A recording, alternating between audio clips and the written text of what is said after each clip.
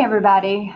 So now that we've gone over the class and you have a relative understanding of the syllabus and any little bit of information I gave you on that first day and that we were together, it's time to get down to business. And if you remember correctly, when we talked about your text for this class being visual, I shared with you that you're going to have to you're going to have to learn a new language and that's where the air quotes should have been, new language, so that you can effectively read a film and use what you've learned or what you've read to analyze the film. So in the folder that I gave you and all those handouts on that first day, you got a set of vocabulary words. And those vocabulary words look like this. They start with shots, and there are a total of 3 pages, front and back, except for the third page. I know it seems like a lot, but these are things that are super easy, or I should say that they're not complicated words, but they are, and you do need to know the difference because there are some that you might confuse. So I'm going to do this. I'm going to do a video for each chunk, each page of the vocab handouts that I gave you. So we are going to start with shots. And I want you to go ahead and make sure that you have this out and that you are ready to start taking notes. I'm not going to pause before I transition to the next slide. So you may need to actually pause the video. Okay, so let's get started. First of all, you need to know what a shot is. And a shot refers to how big or small the frame in relation to subject. It's film interrupted by cut. So the difference between a shot and a frame are distinct enough that you want to make sure that you understand. A shot can have lots of different things within it. A frame, if you think about actual film, like physical film, a frame is just one of those little boxes. Okay, so shots refer to how big, small of a frame in relation to a subject, the frame of that person. And it's film uninterrupted by cut. And that cut literally means cut. So you've got that strip of film, and this is a shot. Once we take that film and cut it so we can do some editing, that is a different shot. Okay? And the next thing that you need to know is a scene. And a scene is a unit of film made up of several related shots set up around a location, incident, or minor dramatic climax. A scene is usually all in one location or one action happening. And then there's an edit of sorts and it moves on to something else. A movie is made up of multiple scenes most of the time. We won't talk about the exceptions right now. Okay, so that's a scene. I included the American cowboy shot because I kind of feel like it is something that is interesting. Excuse me. It is a variation of a medium shot, and we'll talk about that in a little bit. The frame, the subject, the person is framed within the shot so that it shows from the holster up to the character's gun. So you've got a little bit of space up here above the cowboy, and you've got a little bit of space below. This is used just mostly in Westerns, although you'll see sometimes a movie will pay homage to the American cowboy shot, kind of a director choice because they want to be eclectic or show their film knowledge or be avant-garde or other silly film terms. So that's the American shot. or American Cowboy shot. A close-up. There are two um, terms on your list that involve the words close-up. This is just a close-up. It's an image of one face or object filling the screen from top to bottom for the most part. There's very little room. If you notice, there's very little room right here at, if I can use a pointer. There's very little room down here at the bottom, and even the top of her head is cut off. The reason for a close-up is it shows facial features or expressions that are more important than anything else on the screen. The purpose of the close-up is so that you, the audience, can see specific detail about what is being featured. And for the most part, it's used more on an actor as opposed to an object, so that you understand how that particular character is responding to whatever is happening within the film. Your next shot is called the crane shot or the bird's eye view shot. There is a difference between those. So if you're going on to film school or whatever, you'll learn that there's a difference. However, for our purposes, we're just going to lump them together. And a crane slash bird's eye view shot, it's only listed as crane shot on your vocab, but it is used to create overhead shots. It's going to emphasize an entire area so that you can see the scope and scale, how big something really is. In this particular example, it's from Greece, and it's at the end of the movie, and they're all waving goodbye. And when you're at their level, you don't realize how many people are there because you're not able to see the scope or the scale, the size of the crowd. And that's the reason why we use a bird's eye view shot. Okay? Our next shot is an establishing shot. And this is a wide shot, helping the viewer learn time and location of the scene.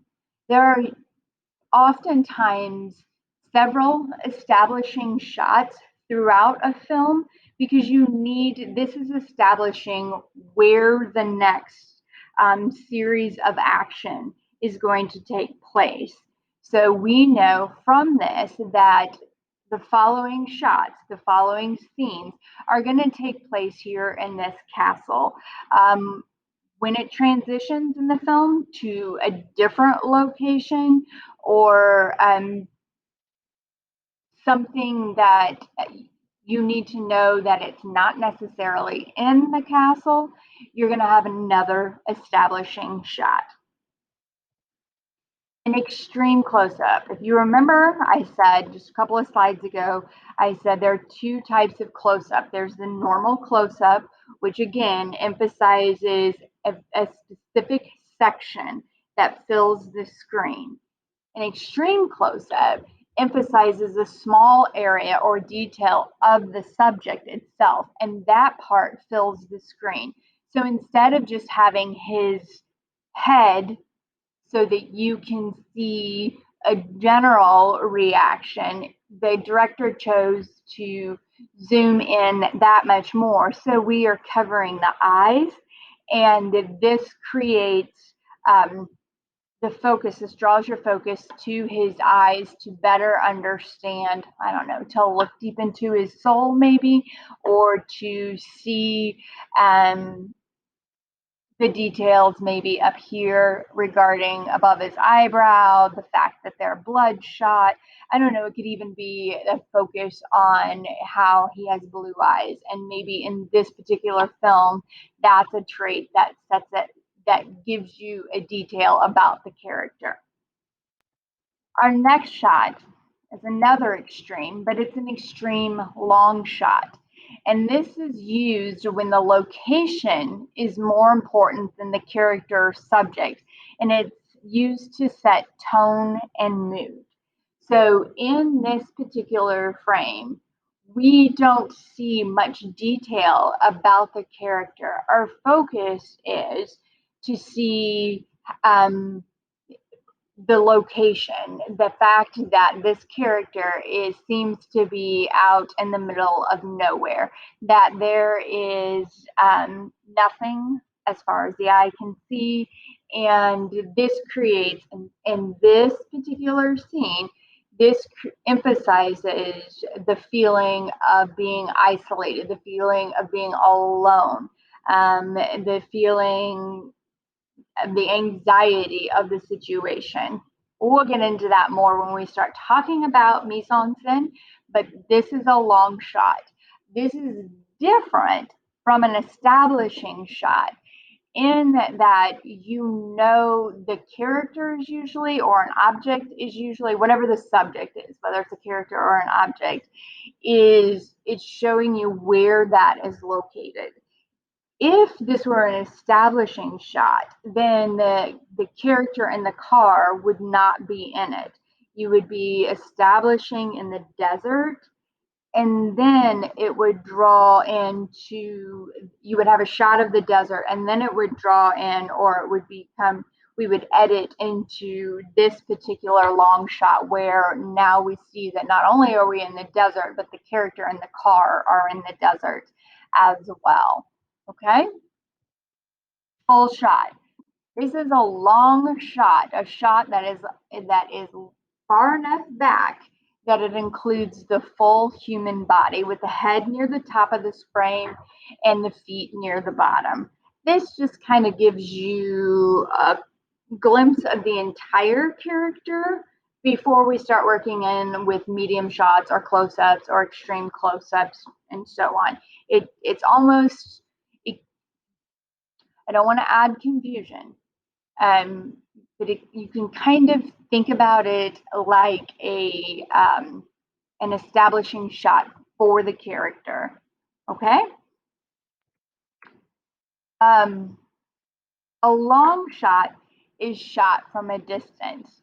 This is different from an extreme long shot because you can see some detail within it. You can see characters' face for the most part, as well as you can see what they are wearing and what they are holding for the most part.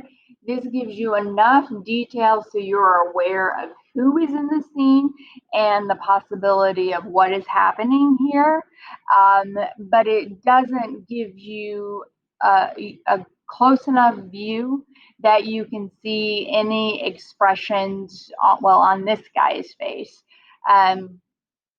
So a long shot allows you to see a little bit more detail than an extreme long shot would show. Medium shot. This is the most common shot. It is shot from the person is from the waist up. This allows you, or it shows body language is important, and it eliminates background distractions. So no, you are not zoomed in on the characters' faces. You cannot see in super detail. Their facial expressions aren't giving you a lot of information, but it's still close enough that you can clearly see their faces. It also allows you, it gives enough in there for you to notice body language. And if you look at the way that they're standing, you can see that, well, I'll give you a little bit of a reading here. Captain America, right? He is standing forward. He's ready, he's open to what's happening, he's ready to take things on. Whereas you've got Black Widow over here, who's facing to the left, and she is more guarded. She's more, you can't see her fully, so there could be the possibility of something hiding back here. She's not, maybe not as confident because she's not facing forward. So this allows us, this is where we've got to bring in how to read people too. because you're going to need to get some of the unspoken communication that happens with people. We'll work on that. Okay, but a medium shot, mid shot is the most common shot. This is what you're going to see all through any sort of visual, whether it's a moving visual or even a picture. All right, over the shoulder shot. Before we even start on over the shoulder shot, we need to take a moment and acknowledge Brad Pitt here and the beauty that he is. I'm just saying, beautiful man. Okay, over the shoulder shot is a super easy term. It's shot from behind a person's shoulder, framing the shoulder, neck, and back of the head of the person facing away from the camera. This is how we connect to speakers. This over the shoulder shot focuses more on the reaction of the person on the screen. So in this particular frame, we don't know because we don't have audio, but what the focus is on how Brad Pitt's character is receiving the information that is being said. It's not about this guy and how he's saying it. It's about Brad Pitt and how he is hearing it. Now, if you flip that, if in this scene Brad Pitt is speaking, so by us focusing on his face, then the important part of it would be that how or what he is saying and how he is saying it, and not on this gray-haired man, not how he's hearing it or his reaction to it. All right, a point of view shot is a little bit weird because it mimics what a specific character in the scene sees. It puts the audience directly into the head of that character, letting them experience the character's emotional state. So this is usually when the character that is being filmed is looking directly into the camera or like right here. So it feels like you are being spoken to, or whatever's happening on the screen is happening to you because you are being placed in the character's mind. You're the character's eyes. So you're seeing, feeling, hearing, whatever the character is seeing, feeling, hearing, whatever. All right, a reaction shot. This one's a little bit different because usually involves dialogue, and it's a cut to a shot of a character's reaction to the contents of the preceding shot. A reaction shot could involve the focus, like you're focusing on me talking, and then we switch the camera real quick to see whoever is there. There's nobody here, but whoever is there, their reaction to what I've said. Okay. It can also involve an action. So you see an explosion, and then the camera moves quickly to the character, and you get their reaction of the explosion. A shot, reverse shot, is a little bit different. And I'll share this particular, I'll share all the Google slides for you to go through without the video, but you should be able to open this example to watch it. It's a shot of one person, then the other, and then back to the first person. It's a little bit along the same line of a reaction shot because it can involve the reaction of the other person to what is being said. But the big difference is it's a shot of a person, then the other person, and back to the first. So we've got 1, 2, 3. Okay, let's take a look at this example. And the volume doesn't matter on it. What you're seeing is a scene from, uh, what is it? It's gone in my brain. But what we're watching is we've got this right here. He said something, she reacts, it goes back to him. Okay, that's basically what a reaction shot is. And in a conversation, there can be lots, or excuse me, that's a shot reverse shot. And in a conversation on a screen, there can be lots of shot reverse shots because you are looking from a dialogue with the person speaking to the next person and back and forth, back and forth. So I'm not going to nail you on, well, that wasn't a shot reverse shot. That was actually a reaction shot. But I want you to practice differentiating between the two. Okay, so this is a little bit difficult to label as a shot. Basically, those numbers up there, 1, 2, 3, etc., shot. This particular frame right here is a two-person shot, okay? If there was another character in there, then it would be a three-person shot. Once you get past 3 or 4, then you just label it a medium shot because you don't need to say it's a 27-person shot or something like that.